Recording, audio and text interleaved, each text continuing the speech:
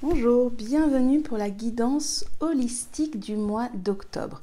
Je suis Rebecca Lous, j'accompagne les apprenties sorcières qui ont envie de créer leur propre magie, de ne pas répondre aux codes, aux injonctions, à se libérer de toutes les mémoires qui pourraient les enfermer dans les carcans et ne pas leur permettre de vivre tout leur potentiel de façon optimale et complètement libérée. Ce mois-ci, je vais commencer avec la numérologie, je vais parler du tarot de Marseille et puis j'ai envie de rajouter une section autour de l'astrologie. J'en parle beaucoup mais pas souvent dans cette guidance et puis je terminerai avec les conseils du mois pour vraiment profiter des énergies, des invitations qui sont là et aller dans la même direction, donc vraiment amplifier tout ce qui peut se passer en ce moment. Le mois d'octobre, c'est un mois 10. Un mois 10 dans une année 7. Ça va donc nous donner 10 plus 7, 17. Ça nous donne un mois 8. Le 8, c'est vraiment une énergie de récolte. Il y a cette idée de... on est en train d'approcher de la fin du cycle, qui sera donc le mois prochain avec le mois 9. Et je vais semer. Je vais récolter ce que j'ai semé. Donc ça peut être un mois d'abondance sur le plan matériel, sur le plan financier, relationnel. Mais ça peut être aussi un mois où je ne vais rien récupérer parce que justement peut-être je vais prendre conscience que ce que j'ai semé, ça a donné de la stérilité ou ça n'a pas éclos, ça n'a pas fleuri. Et donc je vais réajuster. Il y a vraiment cette idée de... c'est un mois qui nous parle de réalisation personnelle, d'occuper sa place, de vivre une forme d'expansion et du coup je vais réajuster soit en récoltant et en continuant dans cette direction et du coup il y aura vraiment cette idée d'investir. Ça peut être un mois pour investir du temps, peut-être si tu as lancé une activité, et bien progressivement te détacher de celle que tu as à côté et donner plus d'heures à cette nouvelle activité ou alors investir de l'argent dans du matériel, une formation, la location de locaux, l'achat d'un ordinateur si tu travailles en ligne. Voilà, tout ce que ça peut être de comment j'investis au mieux pour vraiment continuer à faire croître cette énergie, cette relation, cette entreprise. Si tu es en train, par exemple, je ne sais pas, de rénover un lieu, peut-être acheter des matériaux que tu n'avais pas prévus pour lui donner encore plus de goût, de valeur. Et si tu sens que tu ne récoltes rien ce mois-ci, eh bien ça va être un mois justement pour te demander qu'est-ce que tu as fait peut-être il y a 7 mois. Est-ce que tu as pris des risques? Est-ce que tu as à ce moment-là lancé des choses? Et ce sera peut-être le cas sinon quand on arrivera en mois numéro 1. Je regarde si je vous ai donné tout ce que j'ai noté par rapport à la numérologie. Oui, cette idée de... Il peut y avoir aussi des difficultés ou des libérations sur le plan juridique avec un mois 8. Au niveau du tarot, le 10 vient nous parler ici de la roue de fortune. La roue de fortune, il y a vraiment cette idée de mouvement, il y a une accélération, il y a quelque chose qu'on n'arrive pas à contrôler bien souvent, c'est la vie qui s'invite là-dedans, qui vient mettre du mouvement, mettre de la... agitation, c'est pas le mot, mais enclencher quelque chose. Et cette roue de fortune, ça peut être vraiment des coups de l'univers, donc des coups qui nous font du bien, qu'on n'avait pas vu arriver et qui nous aident, mais aussi peut-être des choses qui nous mettent des bâtons dans les roues, qu'on n'avait pas souhaité. Et c'est vraiment de se dire, ok, je tourne avec la roue, je ne vais pas essayer de l'arrêter parce que de toute façon, elle va trop vite, elle a trop de puissance pour moi. J'essaye de rentrer dans son mouvement, je me laisse embarquer avec elle. On est en année 7, donc 10 et 7 nous donnent le 17 et cela va nous donner la carte de l'étoile. L'étoile, c'est vraiment cette lame qui va nous parler de ça coule de source. Bien souvent aussi, elle est représentée avec de l'énergie qui arrive du ciel, qui passe en elle. On voit qu'elle est en train de faire couler de l'eau ici, avec ses fioles ici, ses vases, et elle reverse tout ça. Donc il y a vraiment cette idée de qu'est-ce que je récupère ce mois-ci comme information, comme intuition, comme en canalisation, en créativité, en idées qui arrivent comme ça, et qu'est-ce que j'en fais? Est-ce que je les mets en place dans la matière? Est-ce que je passe à l'action? Comment est-ce que je peux les incarner sur Terre? Il y a vraiment une idée avec l'étoile de grande réceptivité. Et c'est vraiment cette idée de ça arrive ici, souvent par le chakra coronal. Et puis, ensuite, qu'est-ce que j'en fais avec mes mains?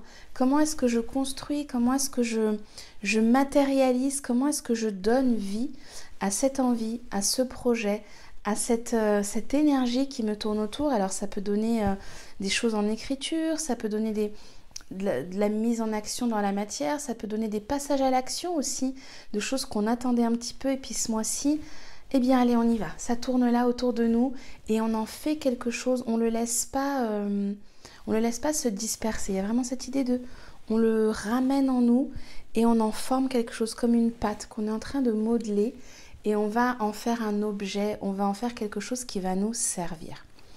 Sur le plan astrologique, donc on est passé le soleil est arrivé dans le signe de la Balance le 21 septembre, donc ça y est, ça va faire 10 jours là qu'on est dans la Balance, qui va nous parler quand même qui est gouverné par la Vénus, par cette idée de beauté, d'harmonie, de relation, quelque chose aussi de très...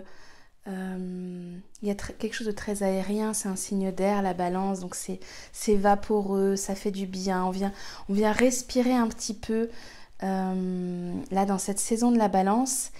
Et on a traversé aussi le portail de Mabon, on est rentré dans la saison de Mabon.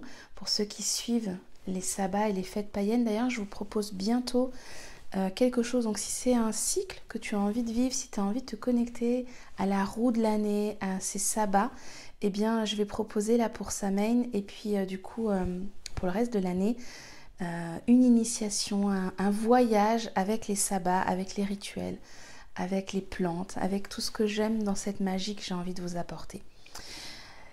On a eu du coup le 29, donc là il y a 2 jours, la pleine lune en Bélier, qui vraiment a été une pleine lune assez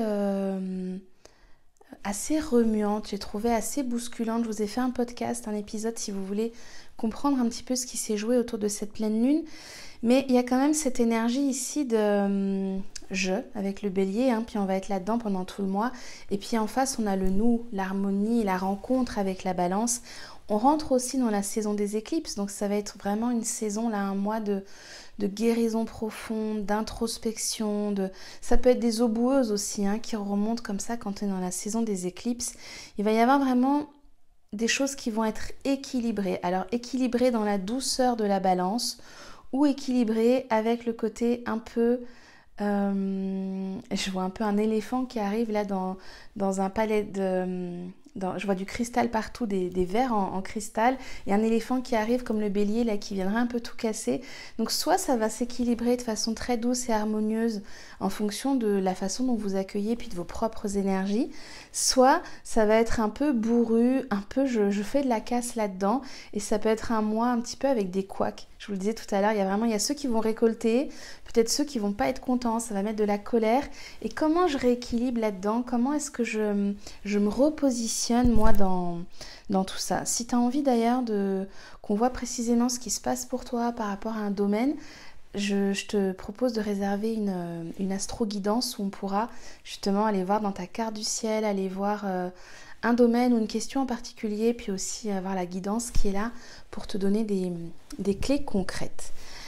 Sur le plan de la guidance qui est arrivée quand je me suis posée pour la canaliser pour vous, il y avait vraiment le feu sacré.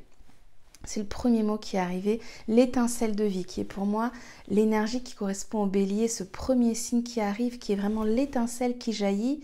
Puis ensuite, c'est ce feu qu'on va nourrir, qu'on va continuer à faire croître. Alors peut-être de voir comment est-ce que je nourris ce feu sacré. C'est quoi cette étincelle qui est là pour moi et que peut-être j'ai un peu oublié, ou comment est-ce que je peux encore plus la nourrir? Il y avait le mot investir, donc je vais en parler après dans les conseils, prendre des risques, et ça passe ou ça casse. Donc on sent à nouveau un mois un petit peu comme le mois dernier où je vous disais qu'il y avait un peu comme 2 équipes, deux clans. Peut-être que vous vous sentirez dans l'un et dans l'autre. D'ailleurs, c'est une guidance ici générale, donc prenez ce qui vibre pour vous. Mais cette idée je suis en train de vivre vraiment ma pleine expansion, c'est la belle lumière et tout s'équilibre avec la Balance, où je sens que ça frotte, je sens que c'est pas encore ajusté et je vais devoir plutôt aller vers le signe du Bélier, écouter mes envies, écouter mon moi à l'intérieur, mon essence, qu'est-ce qu'elle dit, qu'est-ce qu'elle a envie de faire quand elle arrête de se plier, d'écouter les autres. C'est d'ailleurs ce qu'on va faire dans la porte de la liberté. Si tu veux nous rejoindre, c'est encore possible. C'est vraiment les dernières heures là pour s'inscrire. Dans les conseils pour cette semaine, le premier, c'est d'investir. Je l'avais dit en commençant, investir du temps, investir de l'argent. Donc ça peut être, je disais, voilà, je vais peut-être me décider de me faire coacher, accompagner, démarrer un accompagnement thérapeutique. Je vais peut-être démarrer une formation. Je vais peut-être investir dans des outils dans lesquels je n'avais pas investi avant pour continuer à donner de l'énergie en fait dans mon entreprise ou dans ma passion, dans mon association en fonction de ce qui me plaît. Ça peut être aussi investir dans une relation. Par exemple, si j'ai envie que ça devienne plus sérieux, peut-être que je vais arrêter tous les week-ends de passer du temps dans mes activités et puis je vais décider qu'un week-end sur 2, je le passe dans cette relation, je le passe dans mon couple. Si j'ai envie d'investir un nouveau lieu de vie, peut-être que je vais arrêter de partir en vacances et je vais me décider à me poser un petit peu dans ce lieu. Donc voilà, qu'est-ce que en ce moment j'ai besoin de choyer, de nourrir pour moi qui est important dans mon épanouissement, dans ma réalisation, et je décide d'y investir du temps, de l'argent, de l'énergie en fonction de ce qui me sonne juste pour moi. Ensuite, le deuxième conseil que j'ai reçu, c'est de suivre les signes. Ce mois-ci, c'est vraiment un mois qui est drivé par l'étoile, donc beaucoup de signes, beaucoup de manifestations. N'hésitez pas à les noter, même si vous ne les comprenez pas sur le moment. Ça peut passer dans une chanson, les paroles d'une chanson. Ça peut passer, hop, vous êtes en train d'être sur vos réseaux, puis vous tombez sur une vidéo, il y a une étincelle qui s'allume. Vous entendez 3 fois le même mot dans la journée. Ah tiens, ça fait 3 fois que j'entends ancrage, peut-être que je vais m'ancrer. Faire vraiment attention aux signes, il va y en avoir beaucoup ce mois-ci. Ça va beaucoup descendre en canalisation, que vous soyez...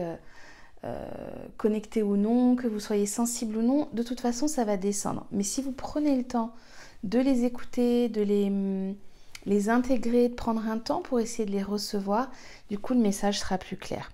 Le troisième conseil, c'est de s'entourer de belles choses. Donc aller dans des lieux qui vous plaisent, aller au musée, aller dans des architectures qui vous plaisent, mettez un cadre qui vous plaît chez vous, changez un tapis, si vous aimez quelque chose de très doux, mettez quelque chose de doux, mettez des belles textures, peut-être les couleurs aussi que vous portez sur vous, dans votre maison. C'est vraiment un moment pour mettre du beau et se relier à cette énergie de la balance. Et dernier conseil pour ce mois-ci, c'est d'entrer en relation. Donc, peut-être aller dans des nouvelles activités, des nouveaux lieux, sortir dans un endroit où vous n'êtes pas allé, aller dans un cercle, je sais pas, faites un nouveau sport, aller faire de la poterie, mais allez chercher d'autres réseaux, d'autres personnes et entrer en lien vraiment avec des nouvelles personnes, allez créer du lien. Voilà pour ce mois d'octobre qui s'annonce, moi je le vois vraiment comme explosif, mais explosif dans ça grandit, ça s'expanse. Je vous souhaite vraiment beaucoup d'étincelles parce que moi je trouve l'étincelle extrêmement positive. Si vous avez envie de me rencontrer, de prendre un temps avec moi, vous trouverez toutes les informations sous la vidéo. Je me réjouis de vous retrouver si l'élan est là pour vous. Et puis je vous retrouve le mois prochain pour la guidance du mois de novembre. À très bientôt.